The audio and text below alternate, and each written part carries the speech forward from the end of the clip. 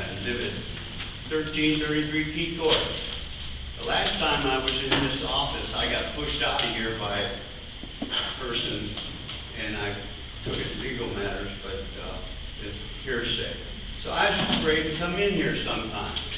But right now, I had a pleasure of meeting with the past police chief and the city manager. I gave him 5 issues that I saw in this city that needed to be corrected. One of them was the sign by the church up just before you go on Bible Camp Road there. And we gave all the list to him. We sat down. A week later, I go driving around.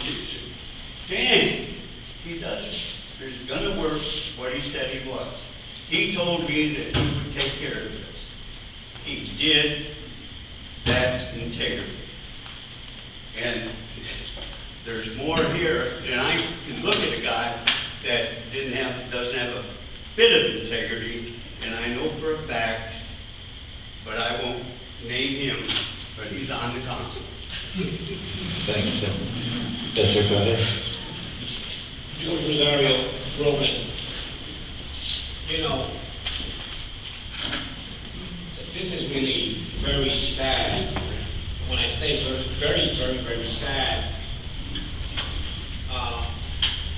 people are talking. We're talking about this cloud that's hanging over the city.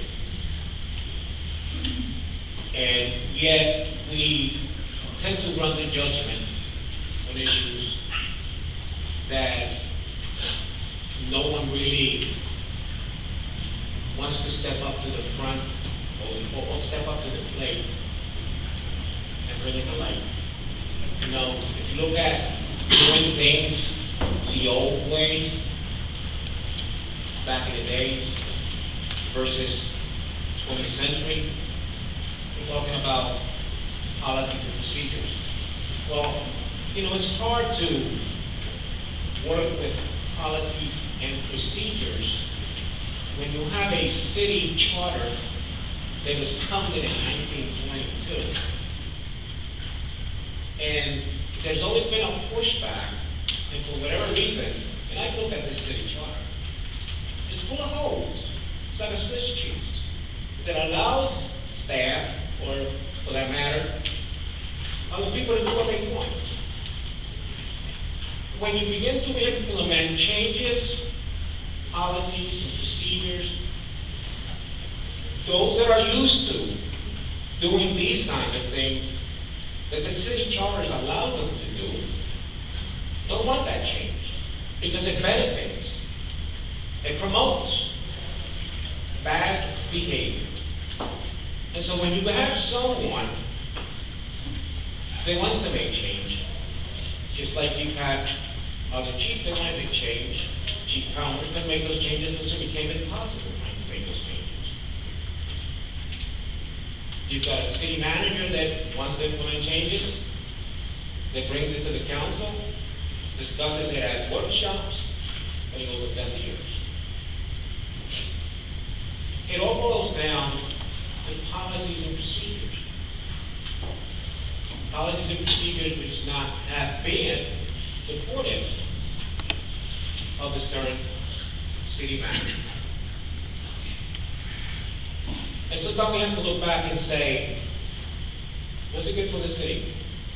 What is good for the people of the city? Most of you depend on him or her to provide that. You vote on it. A lot of things that you voted against was benefiting the city. Some of the things that you voted out of the budget in CRA put the city in danger. And most of you council, including you, may know what those items are. And it's very, you know, it's something serious to think about. But when you don't have no policies of credit card use, game's on. You know, go to Hardee's. The taxpayer will pay for it. There's no policy for it. If there's no documents you got to sign, you know, that is an employee policy manual. Employee policy manual also tells you, and I looked at it, that if it's a job opening opportunity, the first one to get that job, if you are working for the city, is a member of your family before it goes out to public notice. For anyone else to put for that job. So there's just a lot of discrepancies here that's been going on. And with regards to the report, and I haven't looked at it, but I truly believe that the forensic of it, the way it was handled, wasn't have anything to do with Mr. Lucas' phone, FMLA. I mean, I thought that we, the taxpayers, paid and you approved for an investigation of his computer and his other electronics.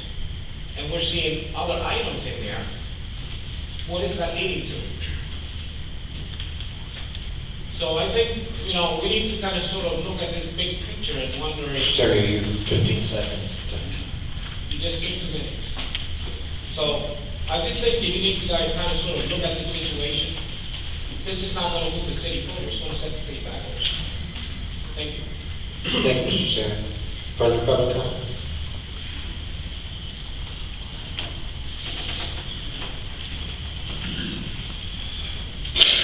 Mr. Mayor, Ed Meyer, 151 Belmont Coast Road. It's a very sad evening here this evening for the city, as well as apparently for Mr. Jones. The council is pretty much, I think, you are, as well as council, is pretty much setting the direction we want to go this evening. But the last meeting I spoke, and I did plead with council as well as you, Mr. Mayor, only because I don't know the law as well as his attorney sitting here this evening, or our city attorney sitting here this evening. But what has happened is the festering of lawsuits is really outweighing the positive effect on the city. I'm not going to plead to this council this evening to retain Mr. Jones or let him go. But you've got to do the right thing this evening. And I just don't see us moving forward. I really think this should have waited till the next mayor got in place. It's really rough on you, Mr. Mayor Locks. This is not a pleasurable thing. And I hate to see you go through it. I've always had a lot of respect for you. Unfortunately, in this situation, I just think too much is happening over a lot of, in some ways, immaterial things that other people have pointed out this evening. And we have to do what's in our hearts and do the right thing for the city. And I know I might be the last person talking tonight, and we're already coming down to the wire. But maybe, if we think smart before we vote tonight, maybe the council here, to discuss with the city and come up to an alternative not to build up another horrific lawsuit. I really want you to concentrate in that area. This is where we're going tonight. I said at this podium, we're headed for a lawsuit last meeting. And sure enough, he has announced that this evening. It's not good for the taxpayers. It's not good for the newspapers. It's just not good. And to conclude my statement, Mr. Mayor, I've done a lot of research on my own about Mr. Jones, what he's gone through. And my personal opinion, this is just my personal opinion, a man is, I can't believe, under the microscope of the First Amendment, how a man could be constantly deal with maybe one individual of this city and not be able to do his job, because you must focus on how to defend yourself 24/7. It's very difficult to do this, Mr. Mayor. So all I'm saying is, I'm not saying retain him or let him go, but I really would hope that there'll be some more conversation between this council before you end this, and give his attorney the chance to talk to our city attorney to maybe alleviate possible very expensive lawsuit. Thank you. Further